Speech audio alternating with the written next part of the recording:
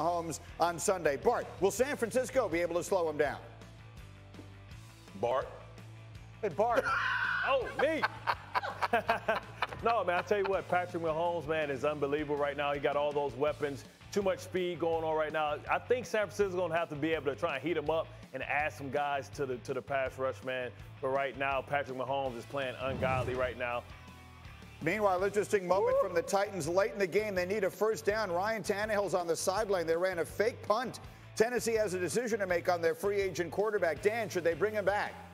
They have no choice, Greeny. He's did such a good job for this football team. He's a perfect match for what Mike Vrabel wants to do, right? Run the football, utilize the play-action pass. Quarterback, don't turn the football over and play really good defense. Ryan Tannehill had a great season for this football team. He's a big part of their future moving forward, and they should be able to get him at a good and fair price. They should bring Tannehill back. Raheem Mostert was unbelievable yesterday. Swagoo, Kansas City was able to slow down Derrick Henry. Can they do the same to the 49ers rushing attack? Gee, I want to say yes, but the scheme that Shanahan is putting together makes it difficult. It's not necessarily about the players, it's about the plays. And that's very difficult when you have the right type of guys. They are built for what Derrick Henry did with Chris Jones in the middle of the line of scrimmage. Can they run east and west and get these guys on the ground would be the question. Meanwhile, Aaron Rodgers falling short of the Super Bowl yet again. McAfee, do you think he ever wins a second? Absolutely. They have one of the youngest rosters in the entire NFL. And if you look back, Aaron Rodgers made his massive leap from year 1 to year 2 under McCarthy's offense. Look for the same thing with LaFleur. He's a very smart guy. Look for him to dissect this offense in the offseason, them to get more weapons. He'll be back better than ever and more handsome. Spoken like a true friend. Looking ahead 2 weeks, meanwhile, that line has moved just since we came on the air. Caesars and our analytics both believe Kansas City is the favorite. KC a 1-point favorite in Vegas right now, while our analytics give them a 65% chance of winning the game. Meanwhile, sneaky big news from the weekend. 2 pieces of it. Start with the Chargers quarterback Phillip Rivers permanently moving from his home in San Diego and texting our Chris Mortensen and Adam Schefter that he has moved to Florida to be closer to his family, saying, quote, what this means football-wise is to be determined. So put that together with the fact that Saturday night, Patriots quarterback Tom Brady was in Vegas for the UFC fight, where, of course, you've seen the picture now. He ran across Raiders owner Mark Davis. All these pictures generated predictable buzz on social media with the unknown on Brady's future in New England. I'm open-minded about the process, and, at the same time, I love playing football, and I want to continue to play and do a great job. So I'm looking forward to what's ahead. Whatever the future may bring, I'll embrace it with open arms. So let's put those two together as we'll split the set here for a couple of minutes. When you see Rivers going to Florida, what does that mean to you about his future? And you see Brady hanging out with the owner of the now Las Vegas Raiders. What do you think? Gee, I know you're a northern guy. Yeah. You've done this TV thing for a long time, made a lot of money. A lot of money. When you move to Florida, that means you're done. That means you're retiring, okay? Because all I've known my entire life is when you move to Florida, you are finito, baby. All right, that's number one. And then when you think about Phillip Rivers, like this is one, and I told you this is one of the most depressing things I've watched in my entire career in football. Because Phillip Rivers has been good enough to win a Super Bowl. He's played at the highest level at times during his career. He's in that area. He's in that era Clyde Drexler was in. All right, Jordan is playing. So listen, I know you're good. I know you're gonna go to the Hall of Fame, but you ain't never gonna win a damn thing because Jordan played for the Bulls. That's how I feel about Phillip Rivers. I think Phillip Rivers now, with all of the moving, right? He was driving a van. He was driving the Scooby-Doo van to work when he was playing with LA.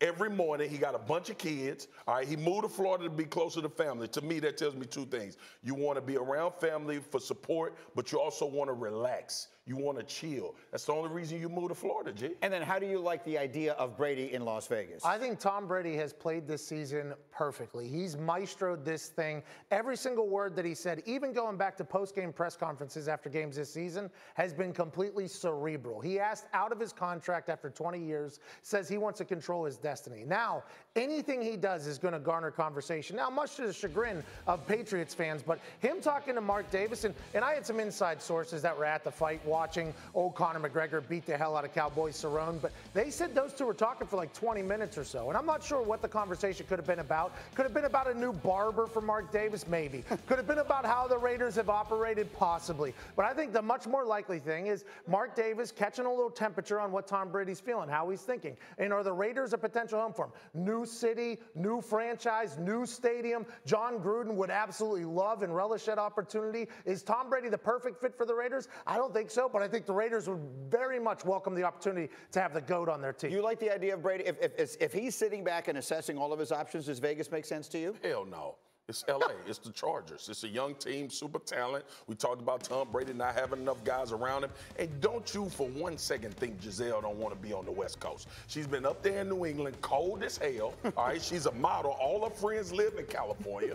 We all know that. Her and Tom Brady look like the state of California. If you had to take two people and said, this is the example of how California looks, it'll be Giselle and Tom Brady. That's where they need to go, to L.A., so they can relax and join. And look, Tom Brady wants to go have fun. Everybody talks about these Super Bowls. Yes, great. It's fun. He's been in New England. He's been the guy. It ain't fun in New England. Talk to any New England player. They ain't having fun. Winning. It's the Patriot way. It's the Patriot way. He want to go to L.A. to the beach. That's where Giselle want to be. Take her there, Tom. Take Giselle to the damn beach. Husband That's of what the y'all year. look like. We will see. That's the sneaky quarterback news. Laura, And they got enough money to how about do the it. coaching news? Let's get to it. Former Cowboys head coach Jason Garrett has agreed to become the offensive coordinator for the Giants and first-year head coach Joe Judge. Now, Judge made the announcement Friday saying Garrett brings, quote, a great system that will allow players to play aggressively.